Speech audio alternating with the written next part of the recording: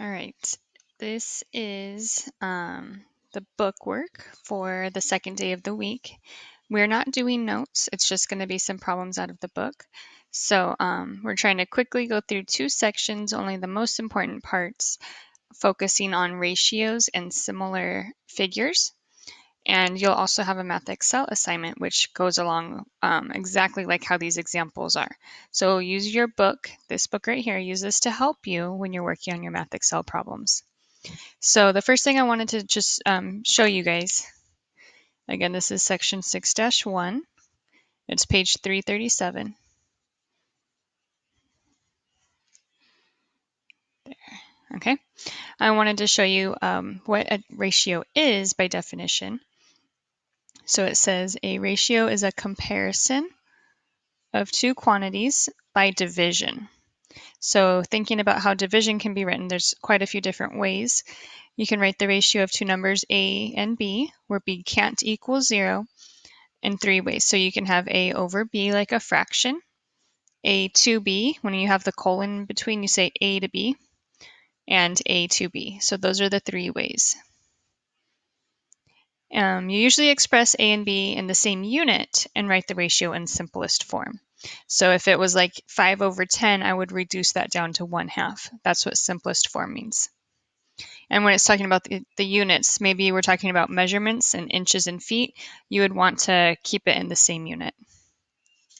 We're going to skip a bit. Like I said, we're going to really just focus in on the most important parts.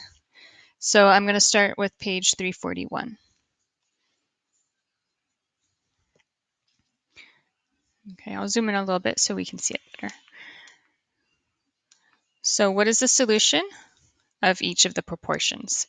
So for now, we're really just going to focus on like the actual algebra of how to solve a proportion, which I'm sure you've done in the past in previous math classes. So this should just be like a little review. So again, a proportion is a comparison of two ratios, and we're saying that they're equal. So 9 over 2 is a ratio, and then so is A over 14. They're both ratios. I don't know, so is A over 14. Okay, so they're both ratios. A proportion is setting equal, two proportions equal to each other. So anyways, the way we solve this is by cross multiplying.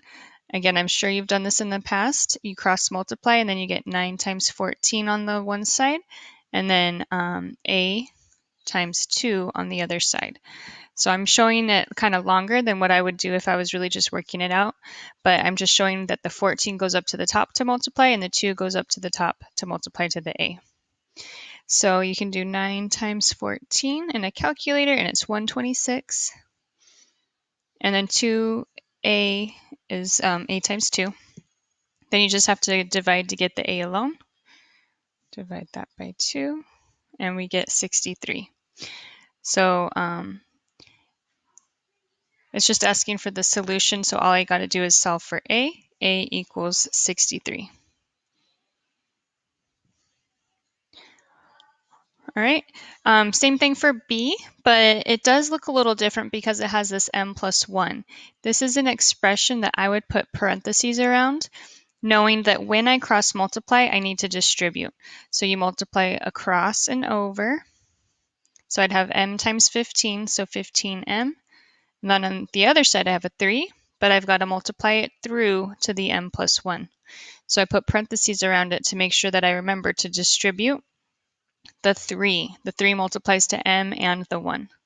So I end up with 15m equals 3m plus 3, because 3 times 1 is 3.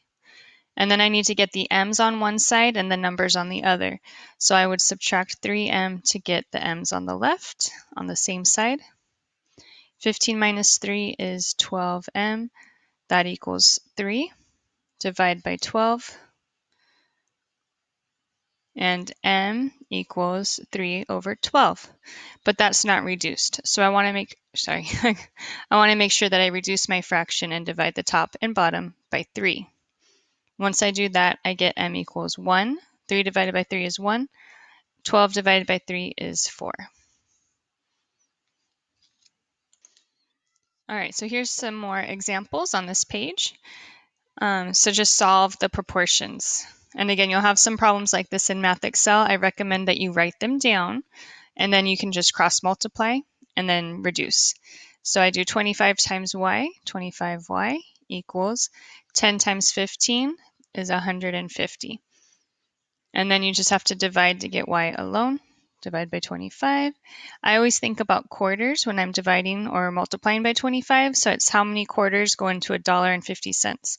So 4 goes into $1 and then 2 more. So 6. You can always just divide it too. So that's all you have to do. Just solve each proportion. Okay.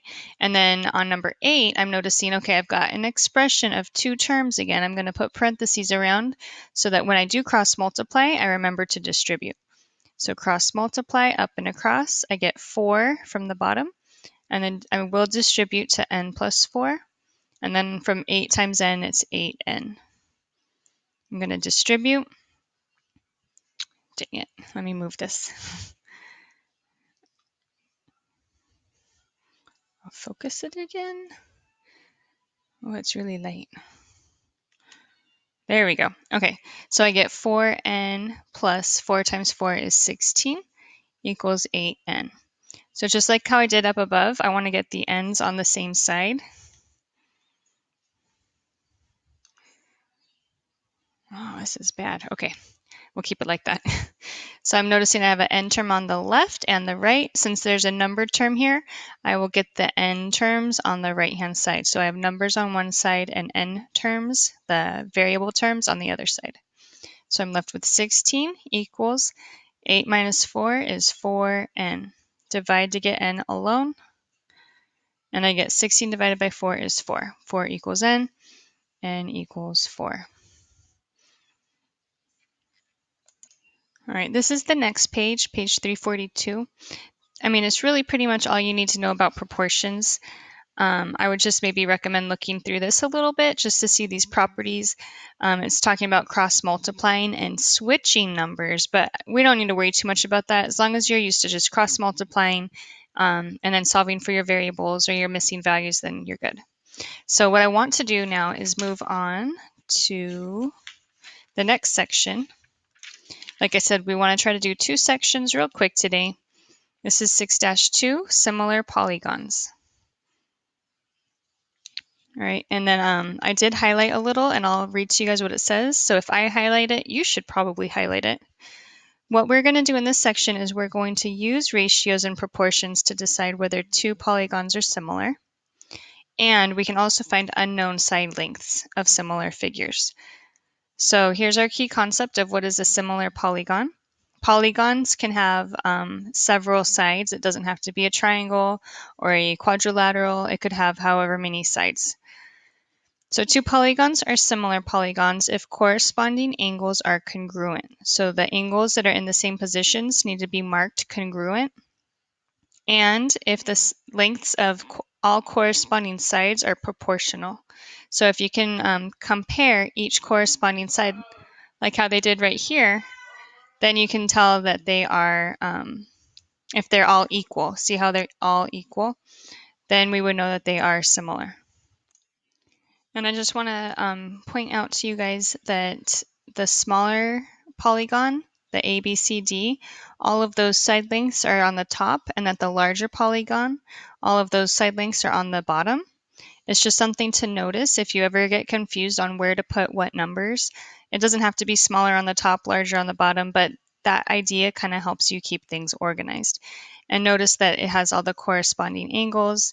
Angle A is congruent to angle G. They're both marked as right angles. Angle B and H are both right angles. They're corresponding and congruent. C and I are marked congruent with just one arc. And then angle D and angle J are marked congruent with the 2 arcs. So that's how you write the corresponding angles. And then this is the showing that the side lengths are proportional. They're not congruent. They're not the same length for the side lengths, but they are proportional. And part of that proportional part is right here in this little box. I know it's hard to read on mine, but you guys have your books. Let's see. I mean, that's kind of dark. Okay, so this thing right here is called an extended proportion.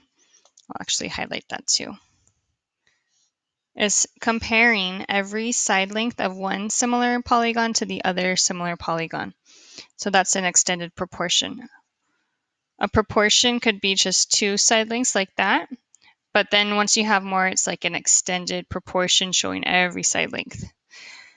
Okay, so the last thing I wanted you guys to notice was a scale factor. It's the ratio of corresponding linear measurements. It's basically just side lengths of two similar figures, but it's got to be the corresponding sides. You have to make sure you have like this, the ones in the same position.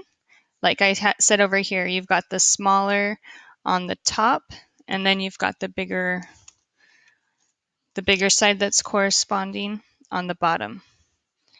So it's got to be the corresponding sides. They have to match up. So anyways, you would take the numbers, like on this one, it's giving you numbers, the BC side over the YZ side, BC over YZ, which is 20 over 8, and it's 5 over 2. So if you're going from the larger triangle to the smaller triangle, it would be 5 over 2. Actually, that's going from the smaller to the larger. You would multiply times 5 over 2. All right, so now we're just going to look at the next page, page 349, and practice this idea of corresponding, which we've already talked about, the different corresponding angles, and similarity.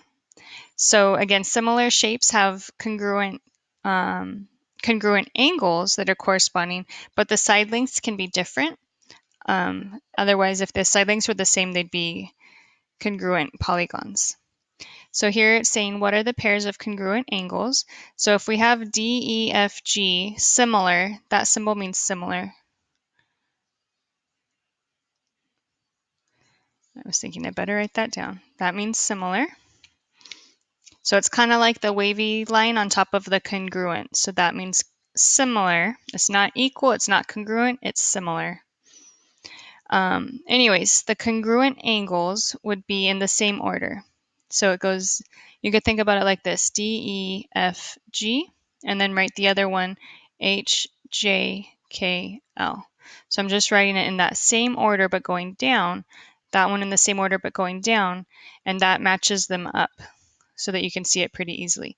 So angle D is congruent to angle H, angle E is congruent to angle J, angle F is congruent to angle K, angle G is congruent to angle L. And pause if you need to, but that's basically all you have to do. If they're in the same position, first, second, third, fourth, they're corresponding and then congruent. If these two quadrilaterals are similar, the angles are corresponding and congruent. And then here it's saying, what is the extended proportion for the ratios of the side lengths of the corresponding sides? So I would take every two letters, like DE, and then over HJ. And then I put equal to make it the proportion. Then I would go EF. Over the next one, it would be JK. And then FG. It's the last two letters, so the last two here, KL. And I am missing one. So if I go from the last letter back to the front, I can't say that, GD over LH, like that. So the extended proportion for the ratios of the lengths, you just got to match them up. First two and first two, middle two, last two, and then I did last one with the first one like that. So that's how you get that extended proportion. Okay, so now we're going to do these ones. So list the pairs of congruent angles and the extended proportion of that relates the corresponding sides for the similar polygons. So this time we have the visual to look at. I'll use some different colors just to show you. They are like facing the same way. You can tell it's the same shape, it's just enlarged. So I've got V and G, which are in the same spot, they're corresponding. And then I've got T, F, and then I've got SE and RD. So you can see by the colors how they kind of match up. So I'm going to do the angles that are congruent. So also you can just look at the order. Even if I didn't have the diagram, I can tell by the order. So I'll go in this order. Angle R is congruent to angle D. But you can also tell by the picture, R and D. And then I've got angle S is congruent to angle E. I've got angle T and angle F. And then one more, I'll write it below. V and G. So again, I've got the picture to look at or the actual order of the letters. Okay, and then I have to write the extended proportions. So I'm going to have 1 ratio equal to 1 ratio equal to 1, and then one more. So every side corresponds to the other one. So I'll start like how I did up here. I'll do RS. RS is right here. And then DE. And it really doesn't matter which is on the top and which is on the bottom. I'm just going like how I read the left one first and then the right one on the bottom. That's really all I'm doing. The order, like top and bottom, doesn't matter, but it's got to be the same shape, all on the top, and then the other shape, all on the bottom. So if you switched all of them and like flipped all of them over, then it would be fine. Anyways, the next one is ST. I take the middle 2 letters and the middle 2 EF. And then the last 2 TV. And the last 2 FG. And then the last one with the first one, VR. And then GD. Okay, so that's how you do that.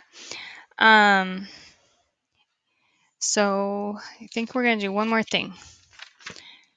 Yeah, we're going to do this page for a little bit. So this is where it's going to probably get a little more confusing. And on Math Excel, you might need to look at the question help. Or view an example. So what I want to do is see, are the polygons similar? If they're similar, you need to have congruent angles. And then the second thing is proportional sides. So I have to check the proportions. I have to make sure that the proportions are equal. Oh, you really can't see that. There, there was a glare. So the first thing is congruent angles. So far I can tell right away they're all right angles, they're all right angles. All the angles are congruent. And then proportional sides. We'll check that. I'll show you how to check it. Okay, so what I want to do the proportions is I'm going to just think about flipping this rectangle over. Don't worry so much about the letters, but I'm going to think of the 15 on the top and the 20 on the side so that it's facing the same way as this one. So that the longer side is up and down and the shorter side is side to side. So see how it's 10 by 15 here? Here it's 15 by 20. And then I'm going to write my proportions. So my 10 is proportional, maybe, I'm checking, proportional to 15. And then my 15 over here is proportional to the 20 here. So again, I just flipped this over. I imagined rotating it so that it looks like this. And so it has opposite sides congruent, so I only really need to check the 2 sides compared to the 2 other. And again, notice that it's 10 and 15 from one shape on the top and 15 and 20 from the other shape on the bottom. From here, you can cross multiply like how I showed you guys, and you can check and see if it is equal. We're checking. Or you can reduce the fraction. Since all I have to do is divide by 5, I think reducing the fractions is pretty easy. So 10 divided by 5 is 2, 15 divided by 5 is 3, and then 15 over 20 divided by 5, so 3 over 4. You can tell right away those are not equal. 2/3 is not the same as 3/4. And then just to check by cross multiplying, if you do cross multiply, 20 times 10 is 200. And then 15 times 15 is 225. So I can check it both of those ways, and it is not equal. So are the polygons similar? No, not similar. If they were similar, I would want to give the scale factor. The scale factor is what I get when I reduce it. Like if they all reduce to 2/3, 2/3, 2/3, or something like that, then it would be the scale factor, and it would be an answer of yes. Okay, so let's do just one more. I can see if the angles are all corresponding and congruent. So I've got right angles. I've got one arc at A and D and S and U. And then the pointy part is T with 2 arcs, pointy part E with 2 arcs. They're congruent. So what I'm going to do real quick, I've got to check my sides. I'm going to just pretend like it was reflected and flipped over. Imagine flipping it. So the ST side corresponds to the AE. The AB on the top corresponds to the SR. Then I've got this side and that one. And then I've got the bottoms.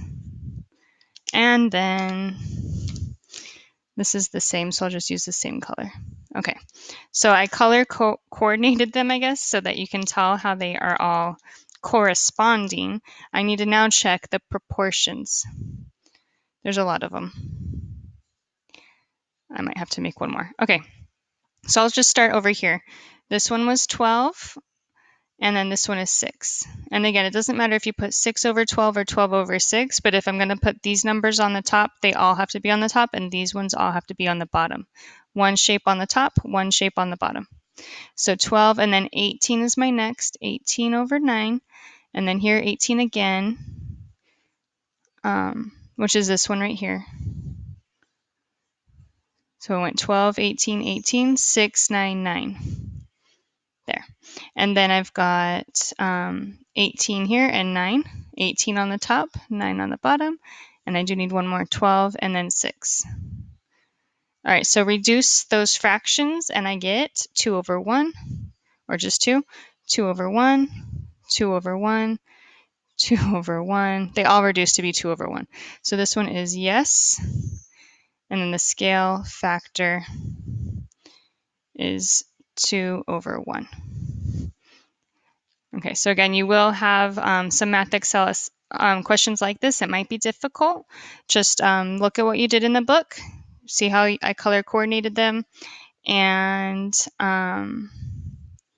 that's pretty much it. Just do the best you can. Retry the problems if you get them wrong. Try to get 100% in Math Excel.